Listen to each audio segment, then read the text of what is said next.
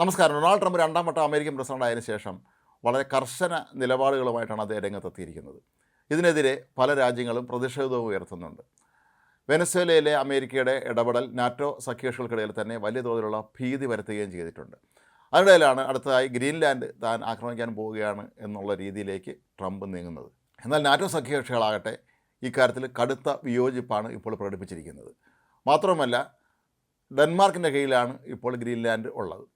അതുകൊണ്ട് തന്നെ ഡെൻമാർക്കിലെ സൈന്യം ഇക്കാര്യത്തിൽ തങ്ങളുടെ നിലപാട് വ്യക്തമാക്കി കഴിഞ്ഞു. അമേരിക്കൻ സൈന്യം ഗ്രീൻലാൻഡ് പിടിച്ചടക്കാൻ വേണ്ടി വന്നാൽ തങ്ങൾ ആദ്യം വെടിവയ്ക്കുമെന്നും പിന്നീട് ചോദ്യം ചോദിക്കും എന്നുമാണ് ഇപ്പോൾ ഡെൻമാർക്കിലെ സൈനിക വക്താക്കൾ വെളിപ്പെടുത്തിയിരിക്കുന്നത്.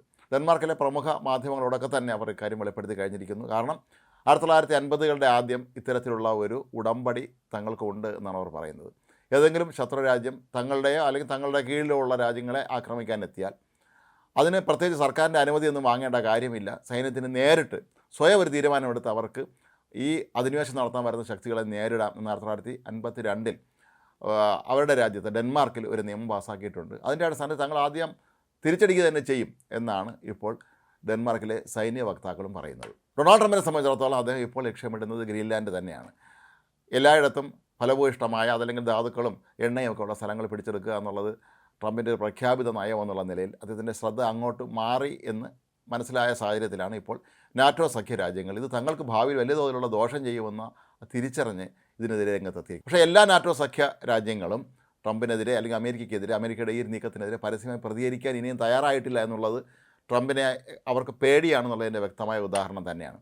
എന്നാൽ കഴിഞ്ഞ ദിവസം നാറ്റോ സഖ്യത്തിലെ 7 രാജ്യങ്ങൾ ഒരു സംയുക്ത പ്രസ്താവന പുറപ്പെടുവിച്ചിട്ടുണ്ടായിരുന്നു. അതിലവർ പറയുന്നത് ഒരു കാരണവശാലും തങ്ങളുടെ കൂടെയുള്ള ഒരു രാജ്യത്ത് അധിനിവേശം തങ്ങൾ അനുവദിക്കുകയില്ല എന്ന് തന്നെയാണ്.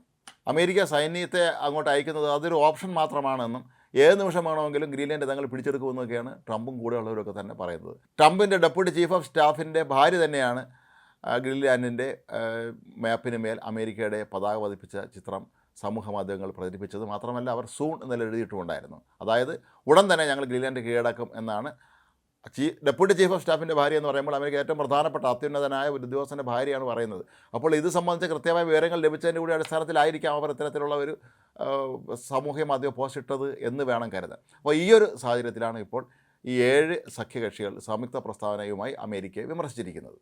UK, France, Germany, Italy, Poland, Spain, Denmark എന്നിവിടങ്ങളിൽ നിന്നുള്ള 7 നേതാക്കളാണ് ഈ പ്രസ്താവനയിൽ ഒപ്പിട്ടിട്ടുള്ളത്. അവർ ഈ പ്രസ്താവന പറയുന്നൊരു കാര്യം, അമേരിക്ക ഗ്രീൻലാൻഡിനെ പിടിച്ചെടുക്കാൻ പോവുകയാണെങ്കിൽ നാറ്റോ സഖ്യം അതോടുകൂടി തകരും എന്ന് തന്നെയാണ്. കാരണം നാറ്റോയിലെ രാജ്യങ്ങൾ തമ്മിൽ പരസ്പര സഹകരണത്തോടെയും സ്നേഹത്തോടെയൊക്കെ പ്രവർത്തിക്കേണ്ട ഒരവസ്ഥ ഉള്ളപ്പോൾ അതിന് വിരുദ്ധമായി അമേരിക്ക അതേ കൂട്ടത്തിൽപ്പെട്ട തങ്ങളുടെ സഖ്യത്തിലുള്ള രാജ്യത്തെ കീഴടക്കാൻ ഇറങ്ങി പുറപ്പെടുക എന്ന് പറയുന്നത് ശരിയായ നടപടിയല്ല എന്ന് തന്നെയാണ് ഈ 7 രാജ്യങ്ങളിലെ ഭരണാധികാരികൾ ഇപ്പോൾ ഈ സംയുക്ത പ്രസ്താവനയിലൂടെ വെളിപ്പെടുത്തിയിരിക്കുന്നത്.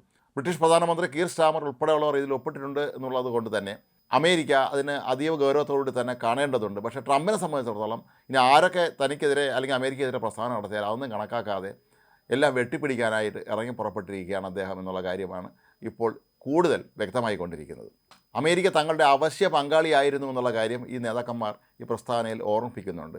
ഏതായാലും ഗ്രീൻലാൻഡിനെ പ്രതിരോധിക്കുന്ന കാര്യത്തിൽ തങ്ങൾ ഒരു തരത്തിലും പിന്നോട്ട് പോവുകയില്ല എന്ന് തന്നെയാണ് ഈ 7 രാജ്യങ്ങളും ഇപ്പോൾ വ്യക്തമാക്കിയിരിക്കുന്നത്.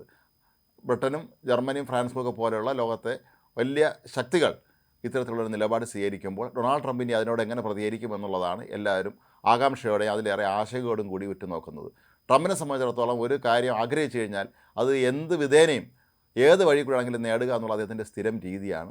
അതുകൊണ്ട് തന്നെ ഗ്രീൻലാൻഡിനെ കണ്ട് മോഹിച്ച ട്രംപ് ഗ്രീൻലാൻഡ് സ്വന്തമാക്കാൻ എന്തും ചെയ്യും എന്ന് തന്നെയാണ് നാറ്റോ സഖ്യരാജ്യങ്ങൾ കരുതുന്നത്. പല രാജ്യങ്ങൾക്കും ഇക്കാര്യത്തിൽ അമേരിക്കയോട് വല്ലാത്ത പ്രതിഷേധമുണ്ട്. പക്ഷേ പലർക്കും പ്രകടിപ്പിക്കാൻ ഭയമാണ് എന്ന് മാത്രം. ഗ്രീൻലാൻഡ് ഒരു സ്വതന്ത്ര രാജ്യമാണെങ്കിലും ഡെൻമാർക്കിന് കീഴിലാണ് അവർ പ്രവർത്തിക്കുന്നത്.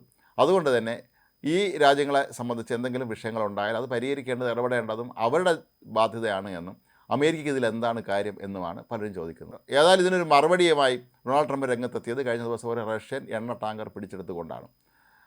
ഈ എണ്ണ ടാങ്കർ വെനിസ്വേലയിൽ നിന്ന് എണ്ണ കൊണ്ടുവരുന്നതാണെന്നാണ് ഇപ്പോൾ പറയപ്പെടുന്നത്. ഇതിന് റഷ്യൻ അന്തർവാഹിനികൾ ഈ എണ്ണ ടാങ്കറിന് അകമ്പടി സേവിക്കുന്നുണ്ടെന്നുള്ള വാർത്തയും കഴിഞ്ഞ ദിവസമാണ് പുറത്തു വന്നത്. അപ്പോൾ ഏതായാലും ഡൊണാൾഡ് ട്രംപിനെ അതേ രീതിയിൽ അദ്ദേഹത്തിൻ്റെ അതേ ഭാഷയിലും ശൈലിയിലും വെല്ലുവിളിക്കാൻ തന്നെയാണ് ഡെൻമാർക്കും ഇപ്പോൾ ഇറങ്ങി പുറപ്പെട്ടിരിക്കുന്നത്.